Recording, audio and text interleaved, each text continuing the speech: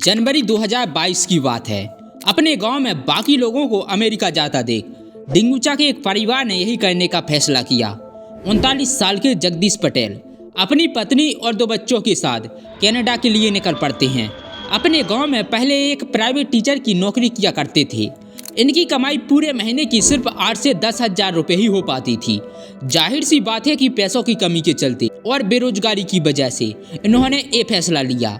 ये बड़ी मुश्किल से 40 लाख रुपए इकट्ठा करते हैं एजेंट्स को देने के लिए, जो इन्हें कनाडा तक लेके जाएगा डोंकी प्रोसेस के थ्रू। ये 12 जनवरी को टोरंटो की फ्लाइट पकड़ते हैं। इस डोंकी प्रोसेस का मतलब था कि इनका एजेंट्स इनको यूएस कनाडा बॉर्डर के पास तक छोड़ देगा और बाकी का रास्ता इन्हें पैदल चलकर जाना होगा। टोरंटो में लैंड करने के बाद एक ही हफ्ता बीता था कि पुलिस को इनकी लाश मिलती है Emerson Manitoba from US Canada border से 12 मीटर दूर। इन चारों ने बेहद ही बर्फीले मौसम में दम तोड़ दिया था। ये शायद इस बात से अनजान थे कि यहाँ पर -35 डिग्री सेल्सियस की ठंड में इन्हें बॉर्डर क्रॉस करना पड़ सकता है। लेकिन जगदीश का परिवार इकलौता नहीं है ऐसा। हर साल हजारों की संख्या में इंडियन कोशिश करते हैं इलीगल इंग्लिश स्पीकिंग कंट्री में जाने की इस डोंकी प्रोसेस के थ्रू, और इनमें से कई सारे अपनी जान गंवा देते हैं इस कोशिश में।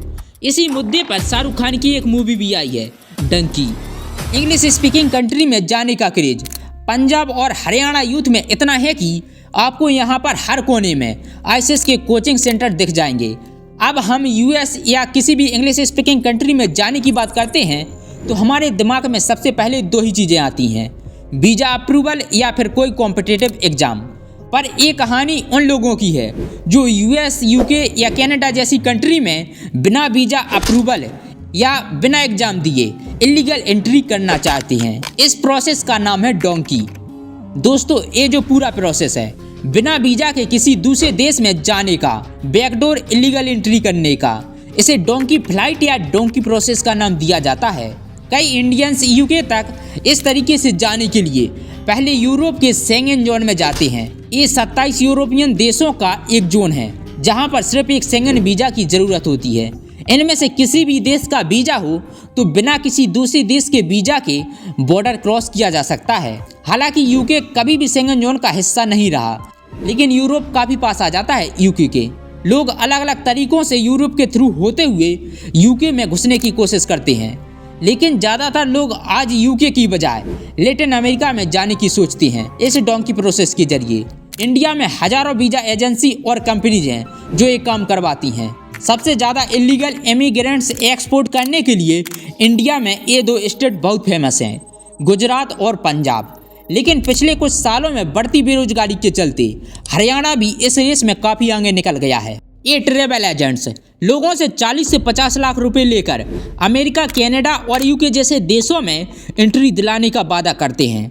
ऐसे में कभी समुद्र के रास्ते तो कभी कंटेनर में बैठकर या फिर बॉर्डर के रास्ते कार की डिग्गी में बैठकर जाना पड़ता है, जो कि बहुत ही ज़्यादा खतरनाक होता है। लेकिन अमेरिका देश में पहुंचने के बाद उनको कोलंबिया ले जाया जाता है। कोलंबिया में ये प्रवासी पनामा में एंट्री करते हैं, लेकिन रास्ते में पड़ता है डेरियन गैप, खतरनाक जंगल।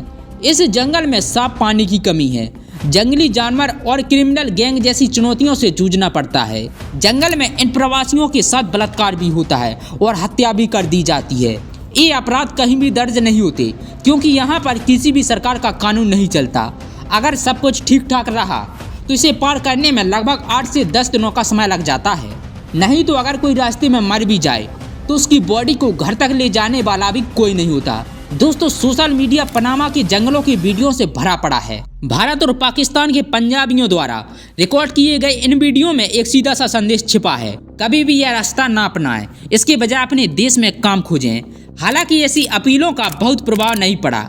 लोग अब भी अमेरिका जाने के अपने सपने के लिए सब कुछ जोखिम में डालते हैं। दोस्तों, वीडियो कैसी लगी? अगर वीडियो अच्छी लगी तो वीडियो को लाइक और चैनल को सब्सक्राइब जरूर करें। Thank you.